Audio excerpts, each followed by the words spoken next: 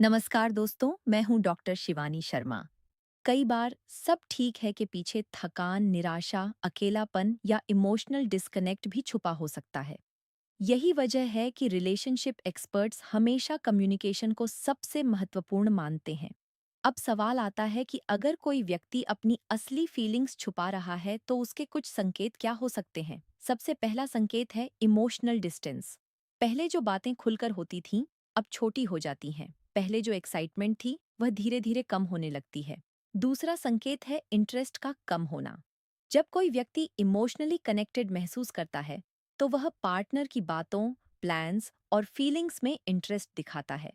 लेकिन अगर यह इंटरेस्ट लगातार कम हो रहा है, तो यह किसी अंदरूनी परेशानी का संकेत हो सकता है। तीसरा संकेत है फॉर्मल बिहेवियर। कुछ कपल्स एक समय के बाद रूममेट्स की तरह रहने लगते हैं। घर चलता रहता है, जिम्मेदारियां पूरी होती रहती हैं, लेकिन इमोशनल कनेक्शन कमजोर होने लगता है। याद रखिए, यह जरूरी नहीं कि इसका मतलब प्यार खत्म हो गया है। कई बार सिर्फ कम्युनिकेशन की कमी ही इसकी वजह होती है। लोग सोचते हैं कि सामने वाला सब समझ जाएगा, लेकिन रिश्तों में असम्पशंस अक्सर समस्याएं पैदा करती हैं। जो बातें खुलकर कही जा सकती थीं, वे धीरे धीरे मन के अंदर जमा होने लगती हैं। और जब भावनाएं लंबे समय तक दबती रहती हैं, तो दूरी बढ़ने लगती है। अब समझते हैं कि आखिर कोई व्यक्ति अपनी असली फीलिंग्स क्यों छुपाता है।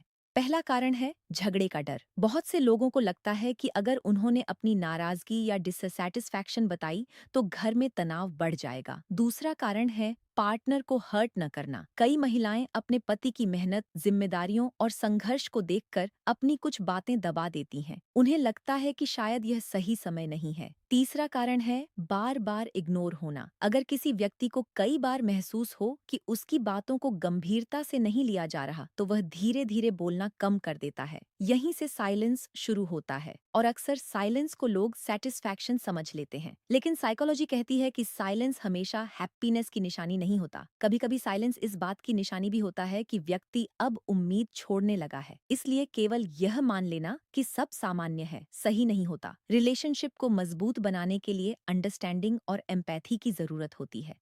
अब सबसे महत्वपूर्ण सवाल, अगर आपको लगता है कि आपके रिलेशनशिप में इमोशनल डिस्टेंस आ रही है, तो क्या करना चाहिए। सबसे पहले पार्टनर को सुनना शुरू कीजिए। सिर्फ जवाब देने के लिए नहीं, बल्कि समझने के लिए। दूसरा, एप्रिसिएशन बढ़ाइए। हर इंसान चाहता है कि उसकी कोशिशों को नोटिस किया जाए। छोटी छोटी तारीफें भी रिश्तों में बड़ा बदलाव ला सकती हैं। तीसरा, क्वालिटी टाइम दीजिए। आज की बिजी लाइफ में लोग साथ रहते हुए भी इमोशनली दूर हो जाते हैं। मोबाइल, सोशल मीडिया और स्ट्रेस ने रियल कन्वर्सेशंस को कम कर दिया है। इसलिए रोज कुछ मिनट ऐसे निकालिए जहां सिर्फ आप दोनों हों। चौथा, असम्पशंस छोड़िए। अगर कोई बात समझ नहीं आ रही तो रिस्पेक्टफुली पूछिए। खुलकर बातचीत करना कमजोरी नहीं, बल्कि म्योर रिलेशनशिप की पहचान है। और सबसे जरूरी बात, पार्टनर को बदलने की कोशिश करने से पहले उसे समझने की कोशिश कीजिए। जब किसी व्यक्ति को लगता है कि उसे जज नहीं किया जाएगा, तब वह अपनी असली फीलिंग्स सबसे ज्यादा खुलकर बताता है। यही ट्रस्ट की असली नींव होती है। दोस्तों, सच ये है कि किसी भी रिश्ते में सबसे बड़ी जरूरत परफेक्ट होने की नहीं, बल्कि एक दूसरे को समझने की होती है।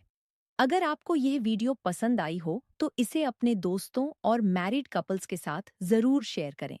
कमेंट करके बताइए, आपके अनुसार किसी भी रिलेशनशिप की सबसे बड़ी ताकत क्या है।